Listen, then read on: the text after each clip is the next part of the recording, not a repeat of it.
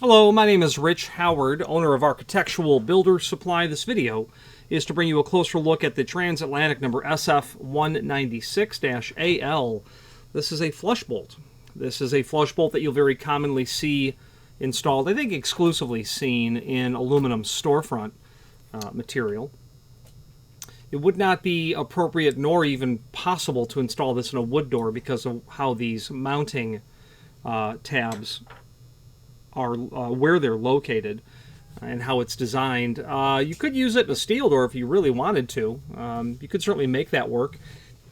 It would just be atypical to use it in a steel door, and the reason is, and why you will see this, there are two dead giveaways when it comes to this being an aluminum door. The first one is that it has radiused corners.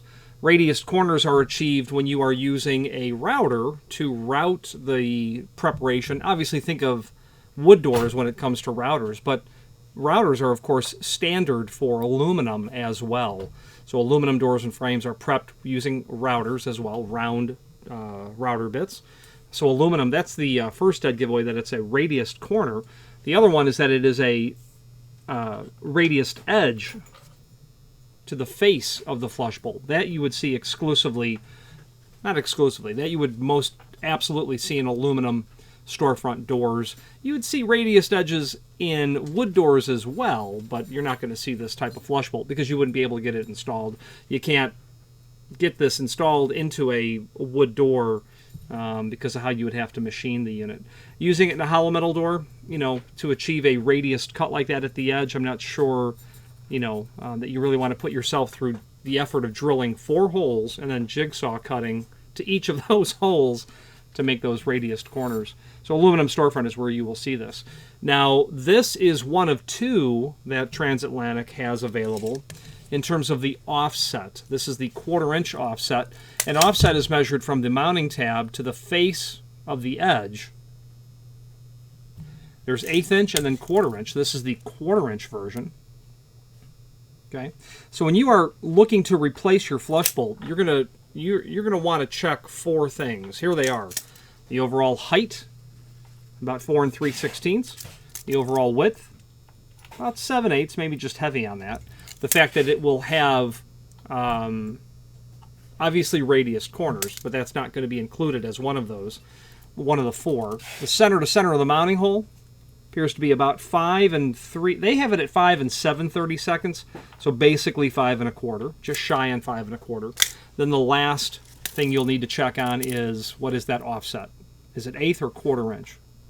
Okay, and if you've hit the first 3 and then it's 1/4 inch, this is the one. If you've hit the first 3 and the 4th one is 1/8 of an inch, you want the SF-195 is what you want. Now this flush bolt is going to include additional material, and here it is.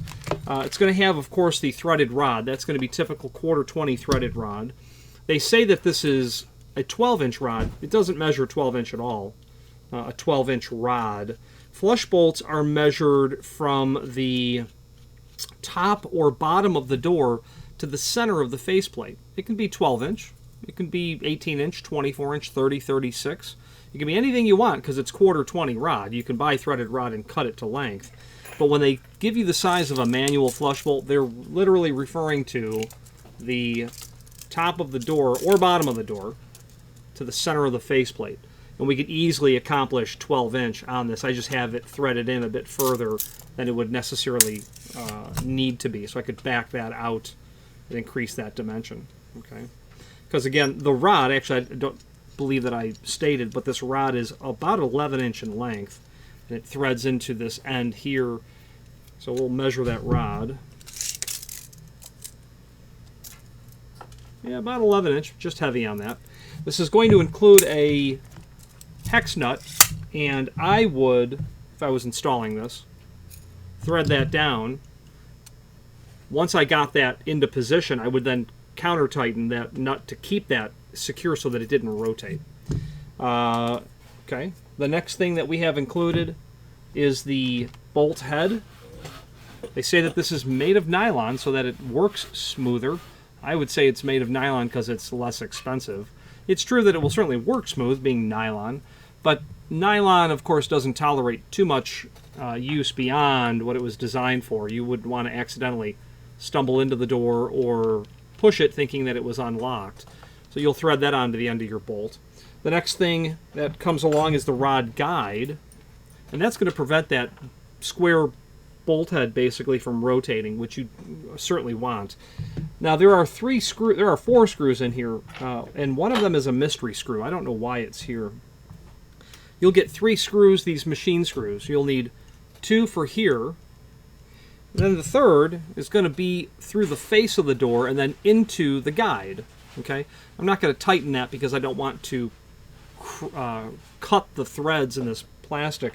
The mystery screw is this very wide thread flathead screw, this bugle head screw, and I don't believe it's for here because it just doesn't fit correctly, and I'm not sure what it's for. If you know, please fill me in. Now, 2 finishes: aluminum and Duranodic. DU is the finish. SF 195 for 1/8 of an inch offset. SF 196 for 1/4 inch offset. There is some supporting documentation down below. Let's switch to the camera view and take a look at that. Okay, so this is the item that we are working on. We have some extended description information down below. One thing I didn't mention, 5/32 radius corner.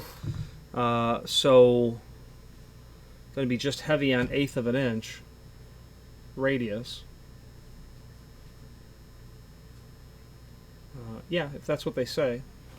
Okay, Mortise flush bolt for use on all commercial storefront and architectural aluminum narrow style door.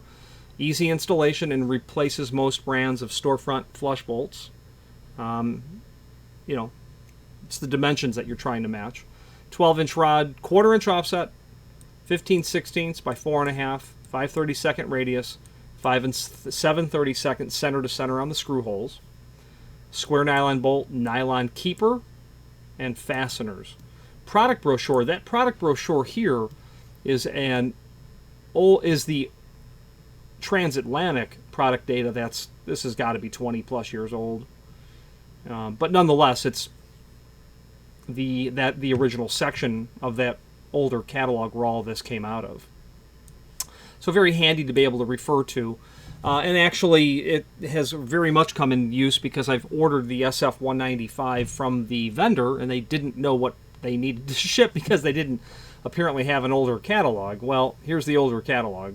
So we were able to take this description and convert it to the new part number. And there is a new part number for this. The name Transatlantic, the company Transatlantic was bought by Global. Global and Transatlantic were by those people taken and turned into one single company called Imperial USA, and in that Imperial USA catalog, which I'll show you in a moment, we'll have the new part number. So we'll leave this up so that we can take a closer look and review that. The link here to the manufacturer's page will show you not only all the Transatlantic material that we sell that is branded as Transatlantic. This product catalog is not the original catalog, but post sale of Transatlantic. They were located in Philadelphia for several decades. To the owners of Global, this is the first Global-owned catalog of Transatlantic that I'm aware of. I don't know if they have... Yeah, so in this book they still call them SF 195 and SF 196, but here they say the rod is 10-inch.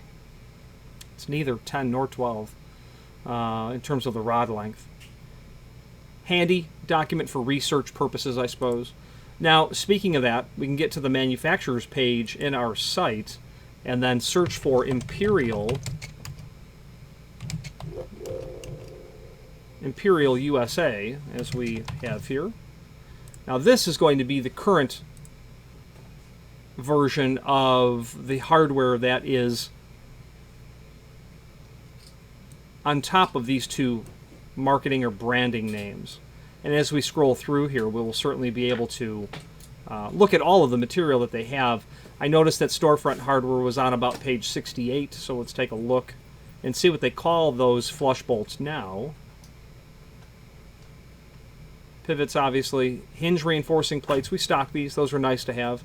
There are several variants of this material, so you have to watch the dimensions carefully.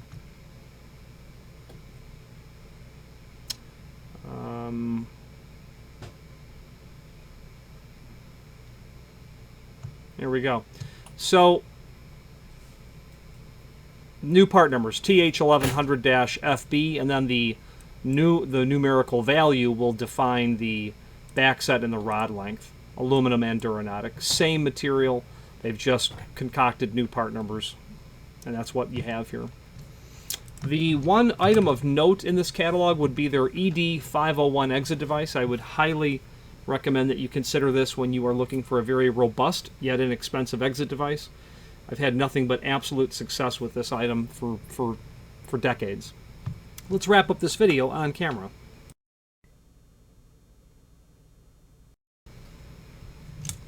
Okay, in conclusion, this is the SF196 because it's a 1/4-inch offset. Very typical equipment. Seems to work very smoothly, very positively. I generally don't find that when these items need to be replaced, it's because this mechanism has failed, and it's not. There's going to be a flat spring buried down inside of here is what allows it to lock in place. But it's the nylon portion that will really break and crack and fail. These are available as separate standalone products, not from Imperial or Transatlantic or Global, but we can order those from an alternative manufacturer if you need just the guide. This is a very typical and common imported item, probably imported by the bushel load or container load. Okay. If you have any questions on the SF-196 or what they're calling now the TH1100, I think it was an FB1, no, FB3, or any other Transatlantic, Global, or Imperial product, please feel free to reach out to us. And thank you.